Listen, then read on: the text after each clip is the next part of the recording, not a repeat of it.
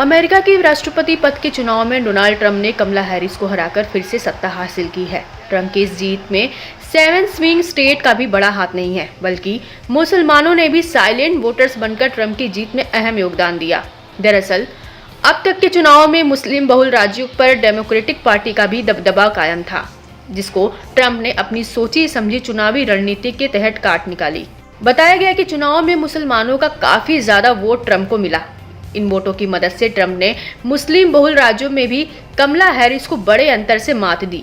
चुनावी एक्सपर्ट्स की माने तो ट्रंप को श्वेत अमेरिकियों की भारी भरकम वोट मिले हैं, उतने ही मुसलमानों के भी वोट मिले हैं। अमेरिका का मुस्लिम समुदाय बाइडेन प्रशासन से नाखुश चल रहा था। इजराइल गाजा युद्ध में अमेरिका का इजराइल को बेहिसाब समर्थन इसकी वजह बना।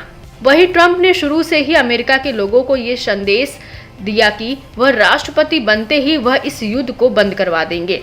अगर वह राष्ट्रपति होते तो बिल्कुल भी युद्ध नहीं होने देते। साइलेंट वोटर बनकर उभरे मुस्लिम समुदाय ने माना कि डेमोक्रेट्स के पास मिडिल ईस्ट में शांति लाने की कोई योजना नहीं है, इसलिए उन्होंने बेहतर हालात की उम्मीद करते हुए ट्रंप पर भरोसा जताया कि वह इससे बेहतर करेंगे।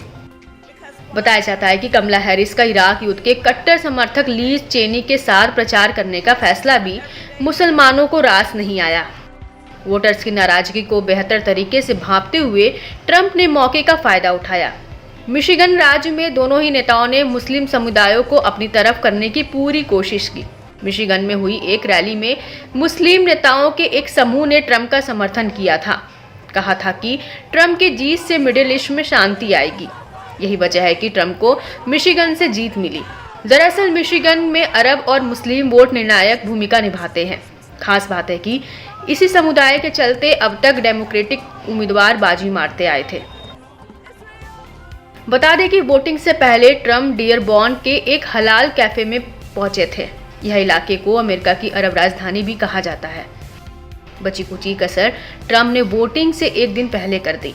ट्रंप ने एक्स पर पोस्ट कर कहा था कि हम अमेरिका के राजनीतिक इतिहास में सबसे बड़ा और व्यापक गठबंधन बना रहे हैं। इसमें मिशिगन के अरब और मुस्लिम वोटर्स रिकॉर्ड संख्या में जुड़े रहे हैं, क्योंकि ये लोग शांति चाहते हैं।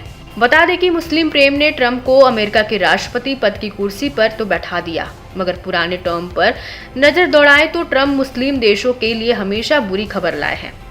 अपने पिछले टर्म में ट्रंप ने कई मुस्लिम देशों पर ट्रैवल बैन लगा दिया था।